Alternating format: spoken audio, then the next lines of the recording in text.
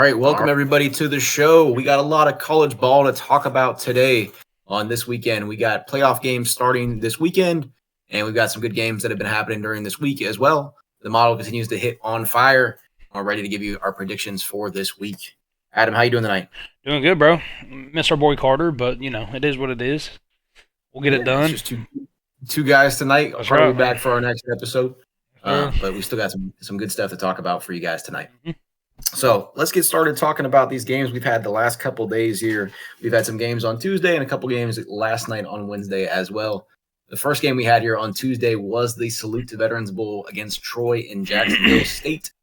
This game here was a game against two Alabama teams, played in Alabama as well, and we saw Jacksonville State take this one 17-13.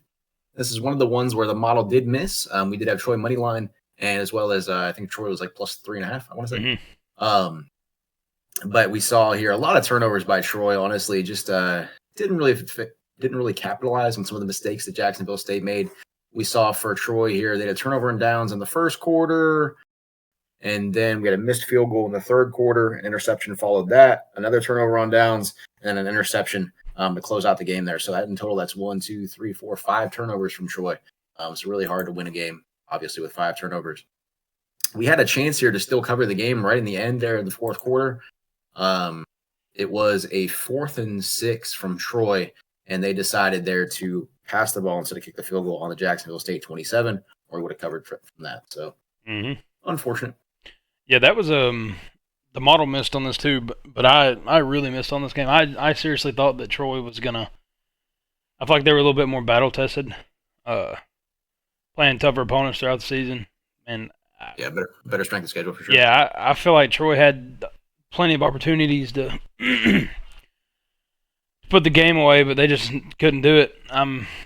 Props to Jacksonville State. It was a fun and good game to watch. Like Jacob said, both Bama teams, so it's cool to see. Being from Alabama, it's cool to see 2 Bama teams going at it. And yeah, man. Yeah, very defensive game here. Both teams were under 300 yards, 217 yards from Troy, 273 yards from Jacksonville State. Both teams were under 5 yards per play. So very defensive. That's crazy. Yeah. All right, anything else in that game? No, that's about it for me. I just know I missed. Next game, moving into last night's games here, we have Old Dominion versus South Florida. This is one of those games that gets a little bit weird in bowl season where we have both quarterbacks were out for this one, and we saw drastically different offenses than we're used to seeing throughout the year. Obviously, Old Dominion and USF both had very dominant quarterbacks this year. For Old Dominion, Colton Joseph, and then for USF, Byron Brown. So we got to see some different faces in this one, as well as USF's coach, Alex Golish, was also not for this one, as he's going to be coaching at Auburn next year.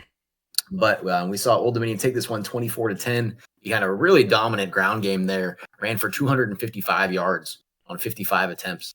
So they just ran it, and they kept running it. Yeah, that's crazy. I didn't realize how heavily of a run team they were. I mean, they're pretty balanced, I feel like, throughout the year. I think just with the quarterback change, and they weren't throwing it very well. Their backup quarterback was 11 of 25 for 127 yards, so they just ran it. Hey, do what's working, dude. Don't change it. That's right. Like a lot of teams can benefit from that. They just don't. They choose not to do it because offensive coordinators like to get a little fancy sometimes. But if something's working, dude, stick to it. And it worked out in their favor, so. Yeah. This was now a 10-3 season. Old Dominion finishes with a really, really dominant year, honestly. Their only 2 losses, well, their 3 losses were to Indiana, and actually it was at Indiana, and that was the closest home win that Indiana had all year, 27-14. So Old Dominion played them pretty well there. Yeah. And then their other loss was at JMU, a little bit of a blowout there, 63-27, and then kind of a shocking outlier game there at Marshall. They lost that game 48-24, but other than that, really, really dominant schedule. They beat Virginia Tech at Virginia Tech 45-26, beat Liberty 21-7, beat Coastal 47-7, beat ULM Monroe 31-6, beat Troy 33-0. So really, really dominant season. One of the top teams of the 5 for sure. Anything else, though? No, that's just in terms of predicting that game. That's another one I missed from last week's episode. I'm sure you may remember, but I went with South Yeah, this Florida. one. I think that's before I realized that Byron Brown was out. I I feel like in the back of my mind I knew he wasn't playing, and then like after I made my prediction, I remembered that he was not playing. So I think that screwed him a little bit there. But yeah, that's all I got on that, man. Yeah. Yeah, the model had Old Dominion +4 in that one, so that was a no sweat. Next game here we had was Louisiana and Delaware last night. Delaware traveling all the way to Mobile for this one. So a bit of a trip for them to get down there, but they got to see some better weather than probably they're used to. No snow this time of year. But Delaware pretty dominant in this game here. No turnovers. Louisiana had 3 turnovers there. And Delaware had a bit of a better offensive showing as well, about 5.5 yards per play versus for Louisville was about Louisiana, about like 4 yards per play for them. So a bit of a better offensive showing for Delaware. They of course have one of the best names for a quarterback in the FBS with Mini Coochie. That's criminal, dude. I'll never get over that. But he played pretty well there, 19-30 for 176 and touchdown, no picks. Delaware's a damn good football team, man. They were this year. That was their first year. First year in the FBS. Yeah, that's impressive, dude. 7-6, and I love their colors too. Growing up being an Arab, like being from Arab, huh? You like the blue and yellow? I like the royal blue a lot. Any royal blue in any jerseys I like. So I feel like they look exactly like Michigan's. They do. I don't like their helmets. I'll say that. I hate their helmets. But that royal blue looks clean, dude. Yeah. Absolutely really good season for Delaware. Especially they weren't one of the top FCS teams, to kind of transition. Like you're not like a North Dakota State, South Dakota State kind of thing. So to be kind of a upper middle tier, FCS team and then transition to the FBS and finish 7-6 with a really good season for them. Awesome season. Anything else in that game? No, I ain't got nothing else other than I missed that one too. I went over. We did have Delaware. Yeah, the best say the model got it.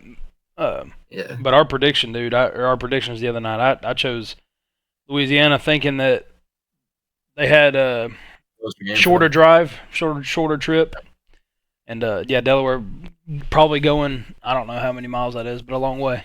So I figured that travel would get the best of it. Really, like how you would think of it, like a during the week kind of game. Yeah, like they're probably going to this game, a few days in advance versus like the night before, something like that. So I don't think that the miles really have as much of an impact factor in play, as they normally would.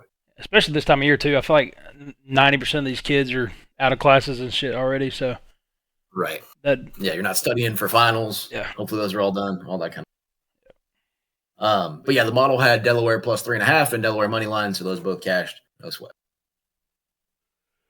All right, let's move on to our next segment here. Next, we're going to talk about the transfer portal. So just kind of looking at the top players in each position there that have hit the portal so far. So let's go ahead and start with quarterback there. I think some of the big ones here that you're going to see that are going to kind of change teams, kind of starting from like the top 20-ish and kind of working our way up here. Braden Fowler-Nicolosi from Colorado State. I believe he's a 3-year starter at Colorado State. Probably not a Power 4 level quarterback, but I think he's one of those ones that can transfer to another Group of 5 school and be a really dominant quarterback there. I believe he threw for 3,000 yards twice, let's say, as a starting quarterback there. So who is this you're talking about? Braden Fowler-Nicolosi, Colorado State. Colorado State, yeah. I got you. So I think he's one of those ones that could transfer and kind of be dominant at another kind of similar level of competition. Next one here, Isaac Wilson from Utah. I think he was the backup quarterback this year at Utah. I feel like he probably transfers to probably a lower level school, maybe somewhere else in Utah, like Utah State, something like that. I think that he could play probably pretty well there. Probably not a Power 4 guy, maybe a lower Power 4 team that you could see, maybe like a Wake Forest, something like that. Might be able to start there, but not at one of the more upper echelon Power 4 teams. Colton Joseph was we just talked about from Old Dominion there. Yeah. Probably one of the best, if not the best, Group of 5 quarterbacks this year. I think he'll be making the jump to a Power 4 team that needs a quarterback. He definitely I will. think he's one of the best in the market for sure. Same thing with ECU, Caton Hauser. Just transferred from East Carolina there, 6'3", 225, really good size for a quarterback there. I think he'll also probably be one that looks to make the jump to a Power 4 school. Probably should play pretty well there, probably somewhere like a Minnesota, something like that. I think would probably be a good spot for them.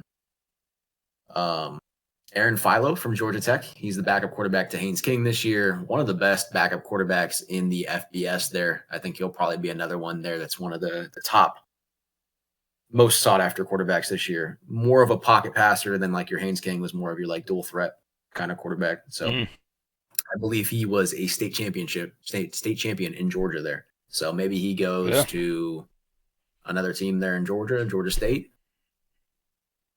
something like that, Georgia Southern. But probably Power 4.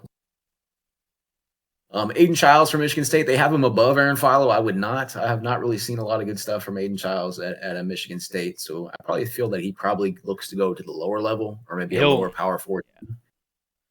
But I don't see him going to another upper tier Power 4 school. What list are you looking at right now? I'm just looking at 24/7. Yeah, that's what I'm on. Why is there so? How do you have it filtered?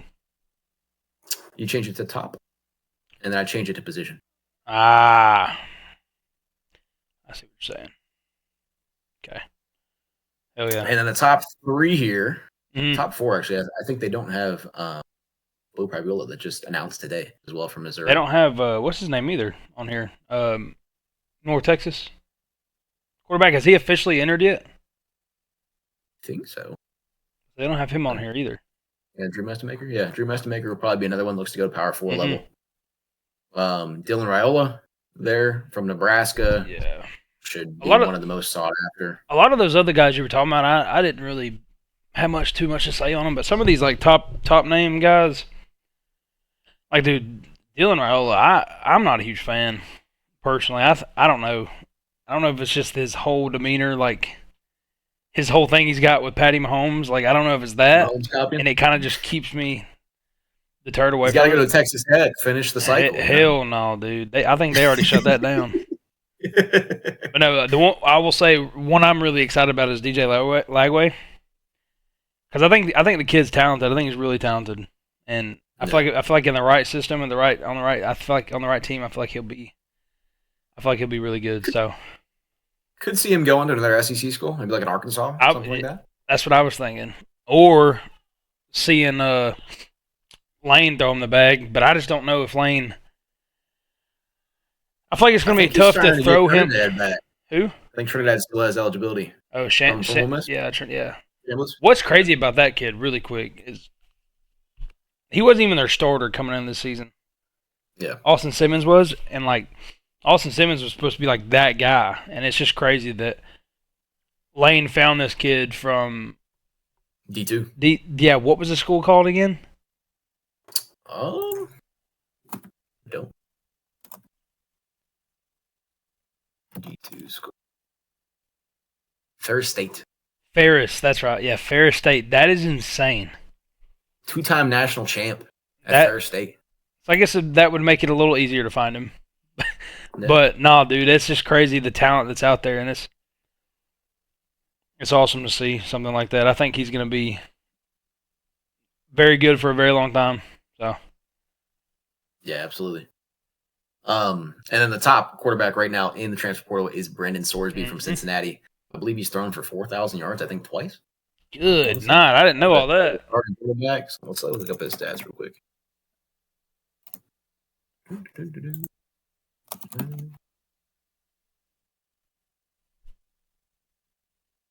Sorry to cook him. Yeah, Brendan Sorsby, let's see, he's been a 3-year starter there at Cincinnati. The Bearcats. Really good seasons there, 15-5 touchdown interception ratio in 2023. He's a dual threat as well. I'm tripping. Yeah, no 4,000 passing, but really good completion percentage, yards per attempt, all that kind of stuff. 18-7 touchdown interception ratio in 2024. Ran for 447 yards last year. And then this year, 27-5 touchdown interception ratio, 580 rushing yards. So in total, that's 3,400 combined passing and rushing yards. Mm-hmm. And if you add his passing and rushing touchdowns, that is 36 touchdowns at Cincinnati this year. So really good dual threat there. I think he's one of those ones that'll be really sought after by one of your higher schools there. Like I think Miami's going to need a replacement for Carson Beck. Yeah. So maybe something like that. They've gotten 2 transfers the last 2 years with Carson Beck and Cam Ward. So maybe they can do that this year as well. All right. Anything else on quarterbacks? Quarterbacks, no. The running backs. Got the running backs.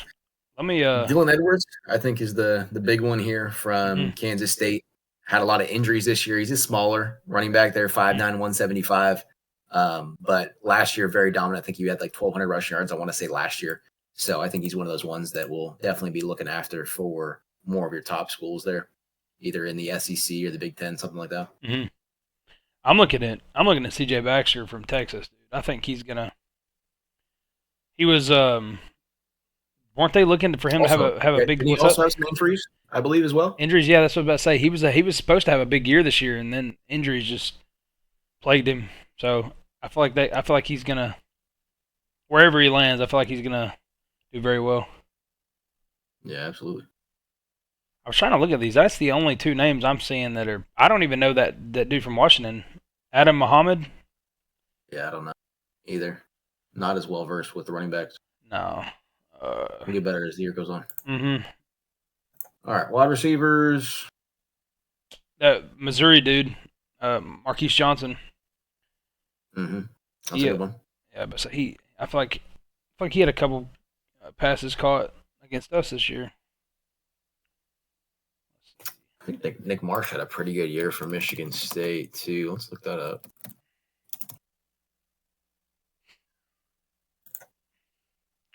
Yeah, Nick Marsh, 59 catches, 662 yards, and 6 touchdowns for Michigan State. So I think he's probably one that'll also be looking to go to another either SEC or a Big Ten school as well. He's had 650 yards in the last 2 years there. So 1,200 receiving yards in the last. That's impressive. Last 2 years. So it'll be a good one. Little Michigan State. Our boy Perry Thompson down here at the bottom. That's the kid that. When he from Foley, Alabama, close to where I grew up, he made that comment, said that Nick Saban wasn't known for producing receivers. Bro went to Auburn. Okay, one of the best. He's crazy. Isn't Cam Coleman in here too? He hasn't officially. But, yeah, but I think he'll be number 1. He'll definitely. I feel like he's gone, dude. Unless they from Auburn. Yes, I feel like he's leaving. Unless they get a grand slam at quarterback coming in. Could have Byron Brown transfer over. Yeah, they could. Knows the system. Shit. Yeah, I forget. Golish. Almost beat Bama twice, so. That's crazy. Dude, that kid's a baller. He's a baller. He was the leader in fantasy points this year by like 50 points. A wide margin, yeah. 3,000 plus passing, 1,000 plus rushing on the year is crazy. Yep. No, that's I didn't even think about that, dude. If Auburn can get a quarterback, man, if they had a quarterback this year, they might have went 10-2. Yeah. They had was really good this year. Yeah, that's what I'm saying. Decent football team. All right, sorry, a little off track there. Tight ends, not as familiar with. Need to do some more research on that.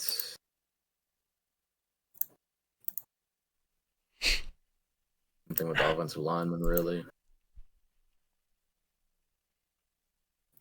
Let's look at some defensive players. Dude said no offensive lineman. The only offensive lineman I see that I'm familiar with on there is that LSU kid. Because he's a true freshman. I think he announced that today. Carius Kern. Yeah.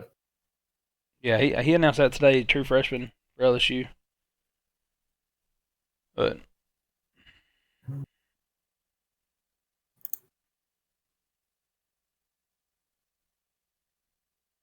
I'll speak on this really quick. Looking at these tight ends, the the 6th-ranked tight end in the portal right now, Josh Ford, coming from Oklahoma State. Yeah. He's already committed to Bama. A really good blocking tight end. I went and looked into him today or yesterday when they announced that. Which in the Boer and Grubb system, they love blocking tight ends, so that'll be a good add-on to the Tide. But that's the only tight ends I'm seeing that I know anything about. Yeah, I was flipping through the other positions here, seeing any names that stood out. Boo Carter for Tennessee is a big one there. A safety, right? Yes. Yeah, he's had, what is that, 73 tackles in the last 2 seasons, 2 sacks, 3 forced fumbles, a pick, 3 pass deflections. So one of those ones there that I think you'll end up seeing go to another SEC school, another Big Ten school there. Definitely one of the more sought after in the transfer portal this year. That's really all I'm seeing that stands out to me. You got to do some more research on some of these guys right now. Yeah. But anything else? No, that's it, dude. That's it for me. Hope all these kids find a home, dude. That's one thing crazy about college football now is it's just so different from when we were coming out of high school and when we were in college, and it's just like, I don't know. You can't blame the players. You can't blame it for playing the system, but yeah, it's. I saw a video today that the top 20 quarterbacks in the last 2, like high school classes, were all portal kids. Yeah, 16 of them have transferred. I think out of the 20. Insane, dude. No, the last how many Heisman winners were transfers? That was a crazy stat I saw too. Mendoza, Cam Ward didn't win. Oh, he didn't win the Heisman. Maybe it was Heisman. Maybe it was Heisman finalist or something that I saw. Yeah, that's crazy. Jaden Daniels. For Caleb Williams' transfer. Yep. A lot of them. But Bryce Young was homegrown. Joe Burrow was a transfer. Well, Kyler Murray. Kyler Murray was homegrown, I think, right? Yeah, he was always at Oklahoma. No, he wasn't. Yeah, he was. No, he was at Baker Mayfield was a transfer. Yeah, he's at A&M. A&M, yeah. Kyler Murray, yeah, A&M. Yeah. That's insane, dude. That's crazy to think about. Well. Yeah. All right, let's move on to our next segment then. Let's talk about some coaching hires that we like so far. Yes, sir. Go down the list. Some big ones here. Coastal Carolina there. I mean, it's been a disaster of a program the last few years. They got rid of Tim Beck. They're hiring Ryan Beard from Missouri State. Missouri State had a pretty good season this year. A good program build for them. I feel like a program there that's building, completely transition your program to like the different kind of facilities that you need for the FBS level, and then just the schedule and the increase of the players is a really CEO level task. So I think hiring somebody that kind of has that experience with Ryan Beard, even though he only has one FBS level season under his belt there, I think is a pretty good hire for them. It's definitely a big upgrade, I feel like, than what they had before. So good hire there, I feel like, from Coastal Carolina. Let's see. I mean, obviously, just the obvious one everybody knows about. The biggest one probably, Lane Kiffin going to LSU. Lane, he's a character, dude. It's I don't like it, honestly. I don't either. I don't see why he would have left. I guess he just wants another challenge. I don't know. I don't understand it. But Lane's Lane. If he can go 10-2 at Ole Miss, he can do it at LSU. So I think LSU's gonna be elite with him there. They're gonna get any player they want there. So absolutely. I personally would never go to Baton Rouge, but that's just me. Louisiana is that one state that I've never been to. Dude, I've probably over half the states I was going to say in the country, but I've not been to Louisiana. Anybody listening from Louisiana, I've been once, and I've driven through it a couple times. Don't plan on ever going back. That's just my take on it.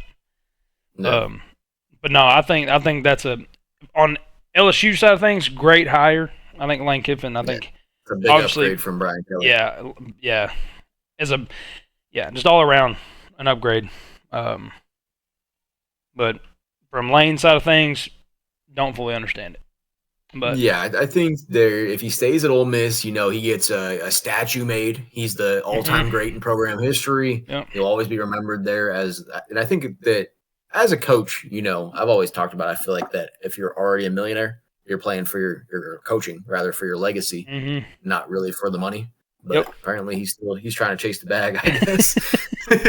He's got to be, dude. I feel like over the long term, I feel like it's less of a money deal because you got to imagine he's still going to be coaching probably for the next 20 years.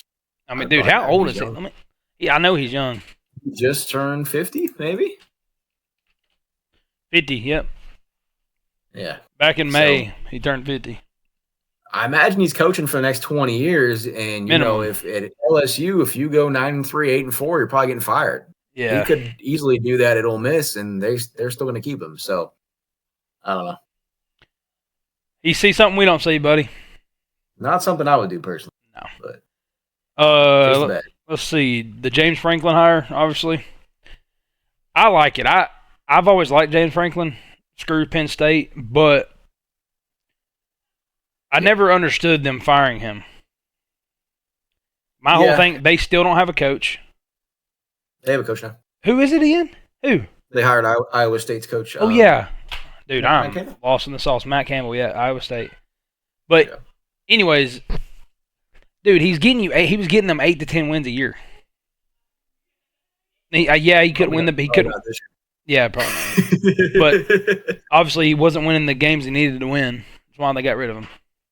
I think the big thing for him this year is that they went absolutely all in to win a national championship this year. And they invested so much in NIL, in the coaching staff, for the roster, for this to be the year. This was supposed to be the best team that he's ever had. And for them to go and lose at UCLA, to lose at home to Northwestern. Yep. And even in their earlier games too, I mean, they dominated Nevada and FIU and Villanova, but still the offense didn't look good. They missed on the quarterback. Yep. Lethargic, bro. Their offenses were just sluggish. Even with they had like 2 elite running backs coming back, and they still couldn't get it done on the ground either. Yeah, I mean, if you have Nicholas Singleton and Keyshawn Allen as your running backs, you should probably be running 30, probably 40 times a game. And it seemed like they just wanted to be a pro level passing offense, and it's just that wasn't the scheme for them. And that goes back to what I was saying earlier, dude. Like, I don't understand these coaches that like just do what works, man. Like, why do you have to be fancy about it? Just do what works for your team. Like, cater to your team. Yeah. I don't know. Their first game covering the spread this season was after he got fired at Iowa, and they lost that game. And they lost it, yeah. But yeah, I think it's a good hire for Virginia Tech. Obviously, they haven't had a good team in a very, very long time, so I think he's that kind of guy that'll give them 8 to 9, 8 to 10 wins, probably every year. And I like that he did rehire Brent Pry as well, their former coach, as the defensive coordinator, I believe. So he's somebody that knows the program. That's probably going to help them keep some players, help them recruit the area better. Yeah. So I think all that kind of stuff is good. Absolutely. Next up, Oklahoma State. I mean, Mike Gundy's been there for 21 seasons, but this was a disaster job there. Losing to Oregon 69-3 and then losing to Tulsa at home. That's the first time they've lost in-state to an opponent, a Group of 5 opponent, since 1951. So yeah, that's tough, dude. That is so tough. Part of it, I feel like, is the quarterback there. I think he ended up – Gundy, I think, had his son at quarterback. At one point, right? I did not know that. I want to say so. I think part of that, maybe a little nepotism there. Yeah. But they haven't had a good quarterback since 2021 when they almost made the playoff, I think. So the last 4 seasons there, they have not developed and had a good quarterback. They have some good running backs in that time. But if you're not recruiting and developing quarterbacks at a high level, it's not going to keep you in a Power 4 job. Nope. Especially in the way football's played in today's age, you know what I mean? Like this ain't the early 2000s, dude, where you run a football 60 times a game and win. Yeah. Dude, she is not happy out there. Can you hear her? Emmy? Yeah. No, I can't. Sorry. Yeah, you're good. But Oklahoma State replaces with somebody that can develop the quarterback in Eric Morris. Obviously, Drew Mestamaker having a very, very good season for North Texas. Yeah. And I think the kind of scheme that Eric Morris brings from North Texas, that air raid scheme, is one of those ones that's going to be very good in the Big 12, especially. Absolutely. Oregon State. Yeah. Getting rid of Trent Bray. Not a very good 2 seasons. They're 5-14 in his 2 seasons. They're bringing in Jamarcus Shepard from Alabama, one that's really developed some good wide receivers over these last few years there. You know a little bit more about him than I do. Yeah, no, I mean, just like on a personal, I don't know him personally, but just keeping up with like Bama football pretty in depth. Like he just seems like a very good person too. Like a people person, a players coach. Like the players will rally around him very well. Like on a very base level as a football coach, I feel like he meets all that in that sense. But it is his first head coaching job, so that I know of. So we'll see how that goes. I hope he does. I hope he succeeds and does very well there for the Beavs. Yeah, I think he will there, and I think Oregon State, especially in the signing program, with them bringing the Pac-12 back next year. Yeah.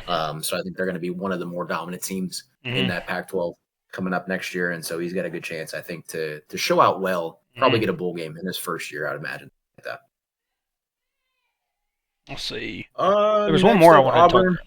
Yeah, you go ahead. Auburn hiring Alex Golish is a big one. I mean, he probably the most dominant program builder in the Group 5 level, probably over the last 5 years. Really good job of rebuilding USF. I believe when he took over, they were 3-9. And in these last 3 years, they're just getting better every single season. 2 seasons before this one, had some really scares there for Alabama. Yeah. So the fact that he's going to Auburn there probably scares some Bama fans. But I think he's the kind of coach there that would revive Auburn to the kind of program building, the CEO level that they need a lot better than Hugh Freeze would. Yeah. Hugh was not that guy. I didn't like the Hugh Freeze hire. Nah, I never did, dude. All of our buddies, Auburn buddies, they didn't like it either. So speaking of bad hirings, I think the Arkansas hire here, Ryan Silverfield from Memphis is not the best hire. I mean, obviously Arkansas is one of the lower level programs in the SEC. They're maybe not expecting too much there, but I don't think he's one of the ones there that is a program builder to the level of Alex Golish. Silverfield took over a already dominant Memphis program and hasn't really led them to anything special since then. If we just take a look here at Ryan Silverfield at Memphis, I don't believe they've won any American Conference championships since he's been there. How long has he been there? Let me see. Because there was a couple years ago, Memphis was pretty decent. All right, he's been at Memphis since 2020. Yeah. And 2020 they went 8-3. 2021 they went 6-6. 2022 7-6. 2023 10-3. That's the year. 2024 11-2, and then 2025 8-4. So none of those seasons did they win the American. They were only ranked in one of those seasons. So I think there, when you're taking over an already dominant level Group of 5 team, and not really doing anything special with the program, I don't think it's going to translate too well to a much higher level of opponent now. Football, at Arkansas. Especially, let me look this up really quick.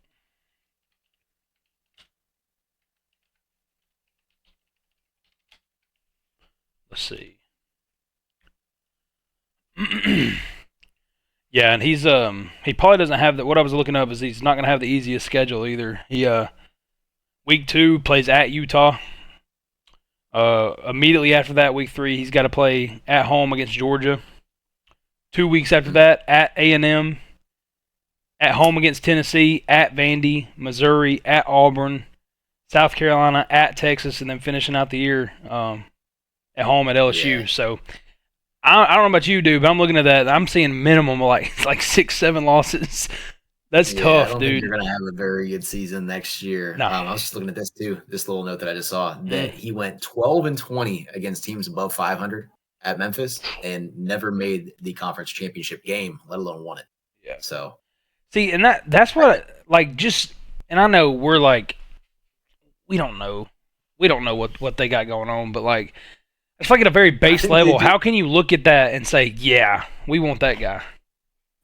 You know what I mean? They really just hired him because they beat him this year. Memphis beat Arkansas. Jesus so they were like, Christ. we're going to go ahead and hire him. Jesus Christ. It's some Arkansas level education for you.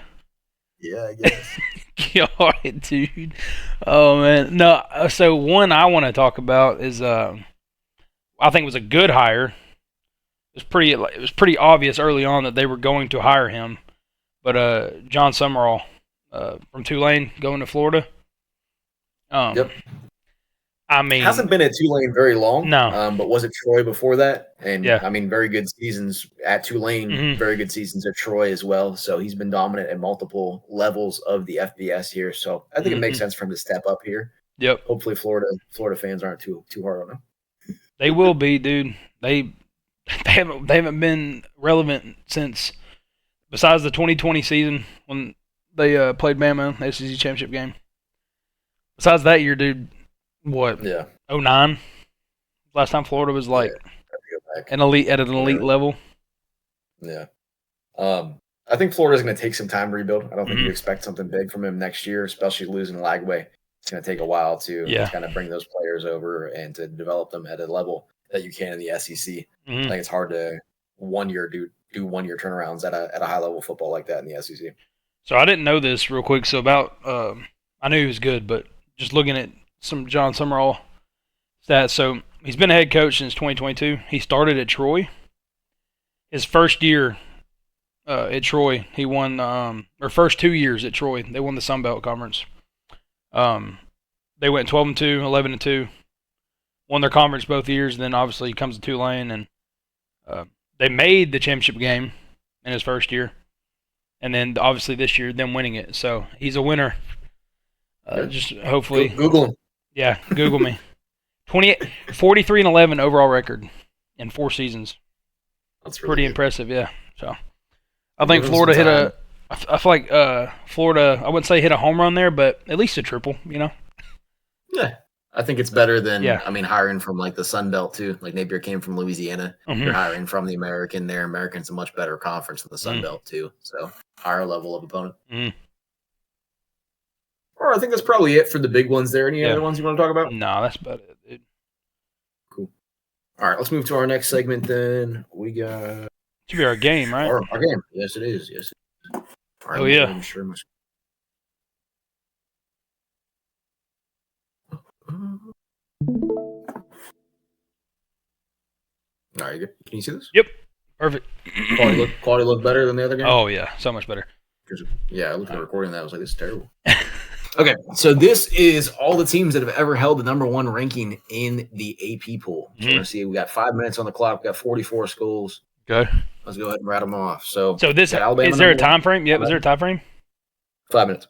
No. Like the time frame of like the years. Oh, is it all ever. time? So okay. AP pool since 1933, I think. Georgia. Notre Dame. Number 3. Oh, you already said Notre Dame. Texas. Texas. LSU. How are we missing number 3? Is it Oklahoma? This one's gonna be a weird one, but Mississippi State.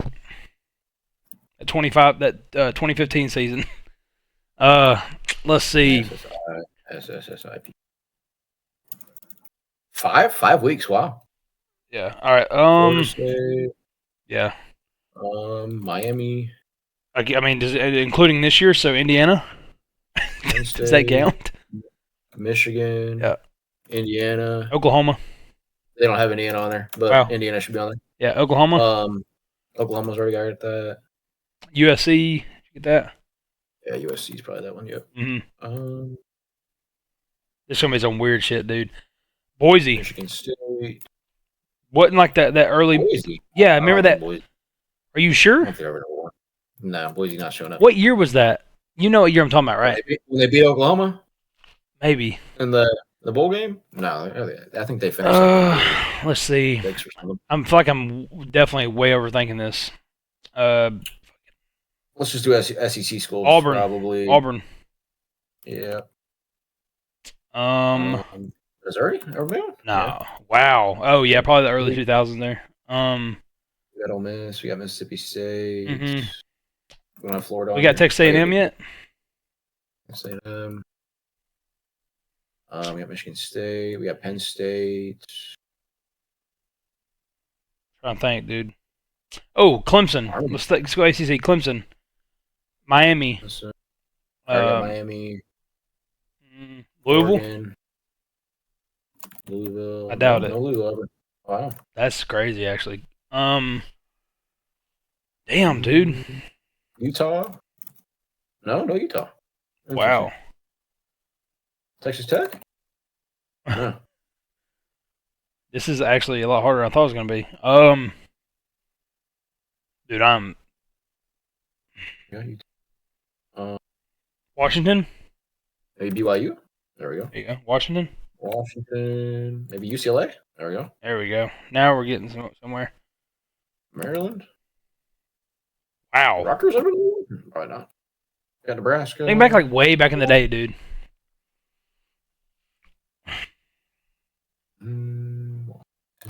Dude, I don't know. This is tough. We need more group of 5. Tulane? No.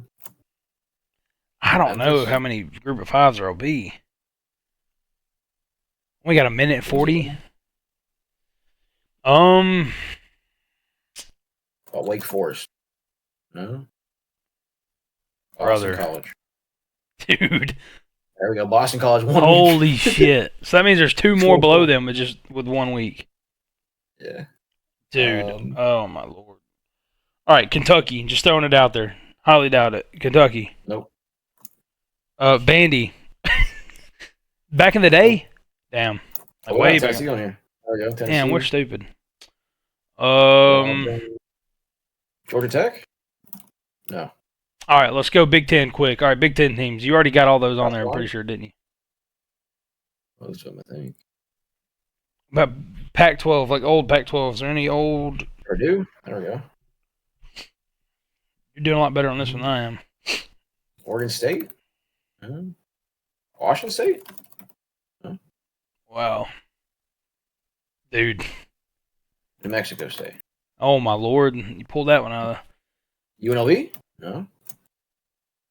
Colorado State. 30. There we go, Colorado. 35. Wow. Colorado State? No.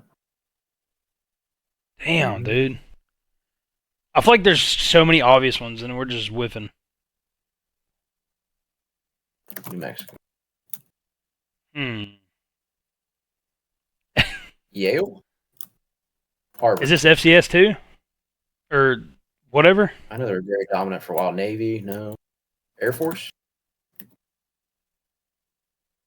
Wyoming. Dude, I don't know. That's it. Hit Minnesota. Minnesota. I forget. They were super dominant in like the 30s. SMU. Southern Methodist? SMU. Yeah, it's SMU. Oh, yeah. That's right. North Carolina, Wisconsin. Damn, dude. I mean, we weren't getting Cornell. No. I mean, hell, we did pretty good, though. We probably should have got the rest of them. That's dude, I wanted to say Cal, but I was like, nah. That's crazy. Yeah. I mean, that's not horrible. We above average score, so. Hell yeah, dude, I'll take it. Yeah, we got all the top ones on this page. Yeah, we just missed. Yeah, the ones I can't believe we didn't get was Minnesota, Pitt, and probably like Virginia, Wisconsin, Iowa. I can't believe we didn't say Iowa. That's crazy. Only 7% at Cornell. It's crazy. People get it. They probably went to school there and know somebody that went to school there. Probably. All right, that's it for our game for this show. And next up, we got playoff predictions. So yes, sir. These big games this week, this is what you really came for. We got the big one tomorrow, Alabama at Oklahoma, 7 p.m. kickoff Central. Yes, sir. The line currently is Oklahoma -1.5 favored. The model here is thinking close game as well. Mm-hmm. It has Alabama by 1 point. So most of that is being driven by revenge factor there that Oklahoma beat Alabama at Alabama there. So this is a revenge game for them. Yes, sir. Thinking that they turn the tables there.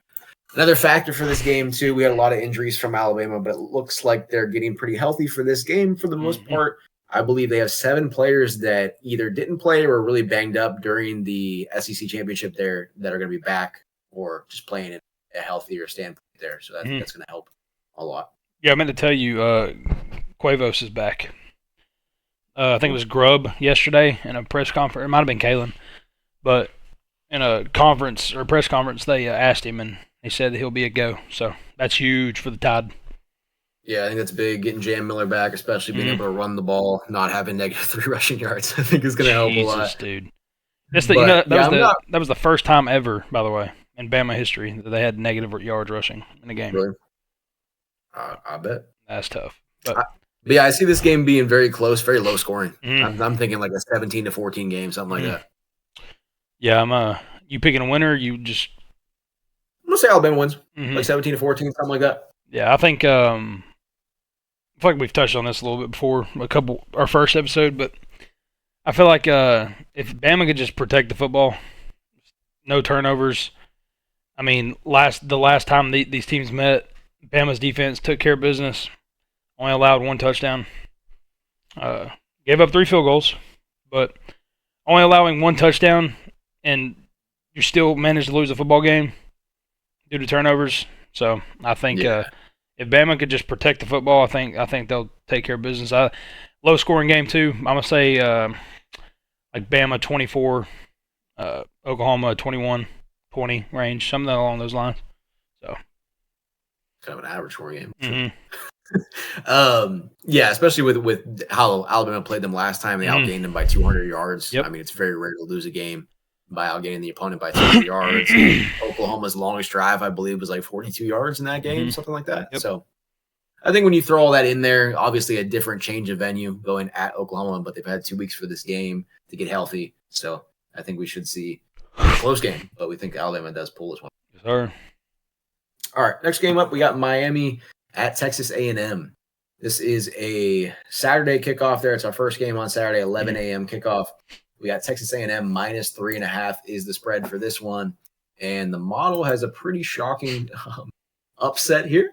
Has Miami money line and has Miami winning by 7.3 points. So about a touchdown win there for Miami. Doesn't like the strength of schedule for Texas A&M at all.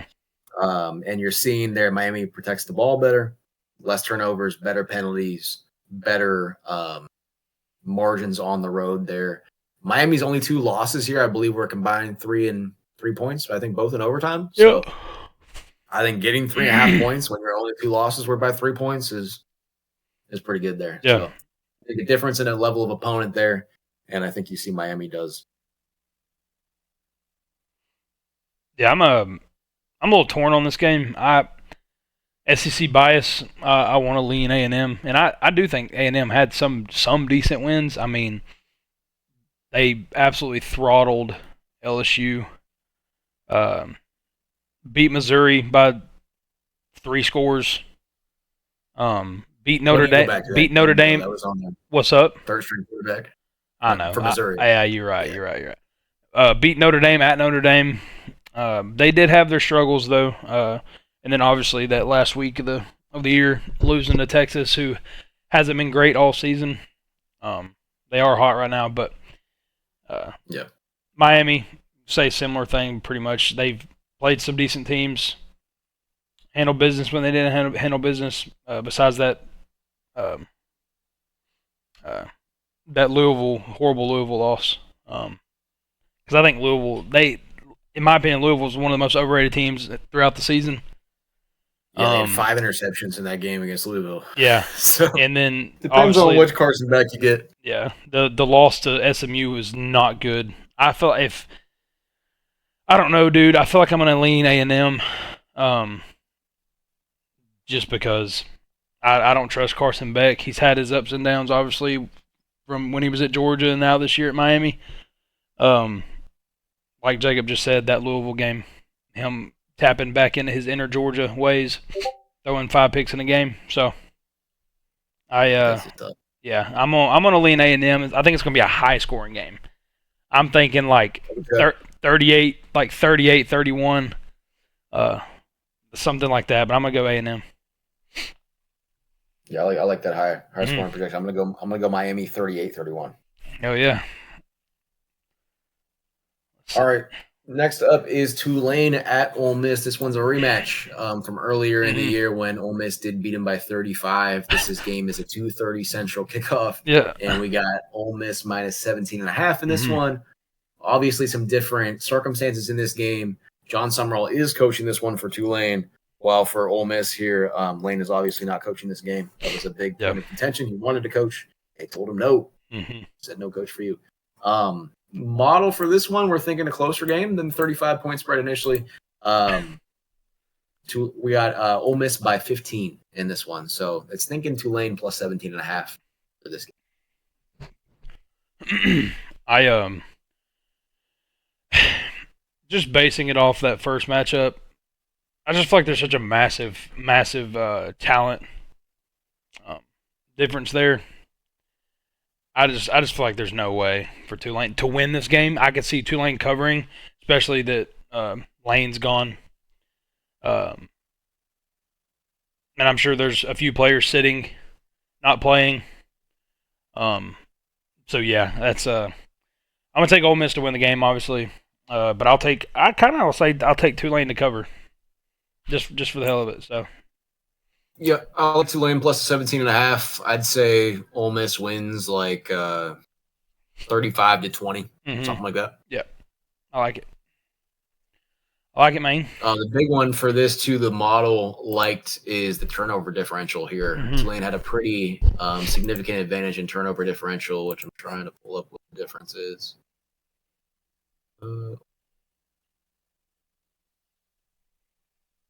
Ole Miss is positive 0.3 per game in turnover margin, and Tulane is positive 1.5. So about 1.2 positive higher turnover margin per game. They usually get almost 2 turnovers per game, or 2 takeaways rather per game. So I was thinking maybe Ole Miss has some turnovers, and Tulane takes advantage of those. Yes, sir. I like it. All right, last game here is JMU at Oregon. Not really sure why this is the primetime game on Saturday night at 6:30. I don't know who the hell would have done this, dude. This is pitiful. Kind of wild. But Oregon minus 21 is the spread for this one, and the spread's big. The model still likes it barely. It's saying Oregon by 22.8.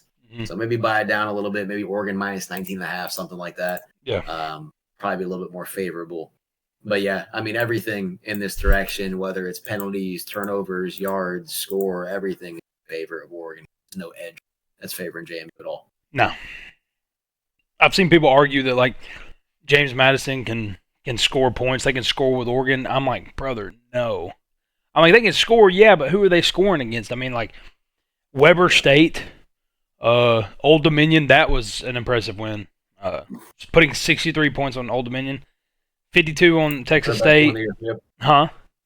That's their best win of the year. Oh, by far, yeah. 52 on Texas State, 58 on App State, 59 on Coastal Carolina. But there's levels to this. I'm a big believer in having no group of 5 teams in the playoff. I just don't think they belong. It's just a different level of sport. You could argue it's probably a different sport they're playing, honestly. Just the speed of the game, the sheer speed of the game. So yeah, I'm taking Oregon. I'll take Oregon to cover. I think this game's not even going to be close, dude. I'm thinking Oregon like 63 to 13. Something like that. Hell, they may not get double digits. JMU. So I can see it. I could shut them out, honestly. Yeah. I don't really like JMU's offense. Kind of just seeing it, especially like against Troy. They really struggled to just score against Troy. So seeing that at Oregon, that was at home for them. So going now at Oregon at night, where Oregon, bro. Yeah. Good luck. And I've heard. Personally, I've never been, but I've heard that place at night is rocking. Jacob, you've experienced that a little bit, being an Ohio State fan. Oregon has one of the loudest stadiums in the country, which is kind of crazy because it's not a big stadium. No, it's not. I think the capacity is like 60,000, but I guess just the way it's shaped, and they have really good fans. So yeah. Yep.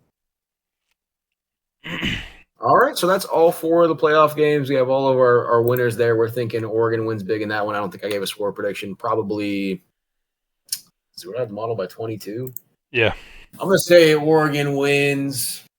I think JMU's defense is pretty decent. So Yeah. I'll say like 38 to 10. We'll give them 1 touchdown, 38 to 10. I like it.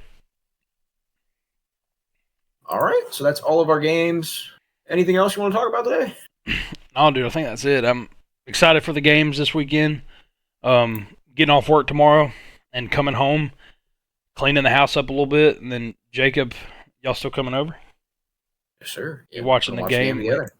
Yeah, it's gonna be a big one tomorrow. I'm gonna be on that. Probably actually, I was about to say be on the edge of my seat, but I probably won't be in a seat. I'll probably be pacing the living room. So. Yeah, he's always stressed out about games. He's real superstitious. He has to give everybody high fives after every touchdown. He's got to be wearing the right shirt. Yep. If they're not doing good, he's changing shirts. It helps, dude. I promise.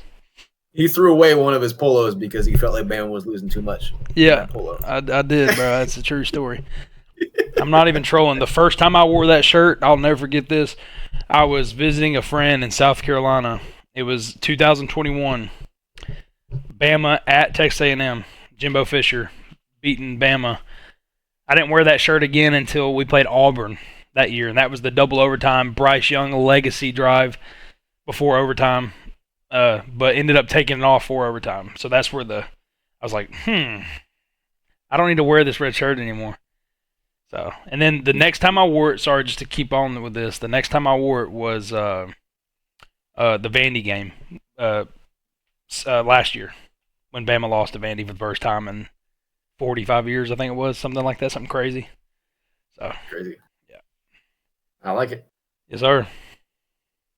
All right. Well, thanks for tuning in to us tonight. Hopefully, you guys got some good knowledge. We dropped some information about the games, about coaches, transfer portal. We'll be back with some more for you probably Sunday or Monday. After these games are over. You wanna shout out the Twitter and stuff real quick before we go? Yeah, we got the Twitter there is Between the Lions Pod as well. Feel free to kind of tune into that. We're dropping during our predictions before each game. Any kind of opt-outs, injuries, stuff like that, we'll have those on there too to get some knowledge just right before you drop your picks or you're building your parlays or whatever it might be. Yes, sir. All right. Thanks for tuning in with us. Appreciate you guys. Peace.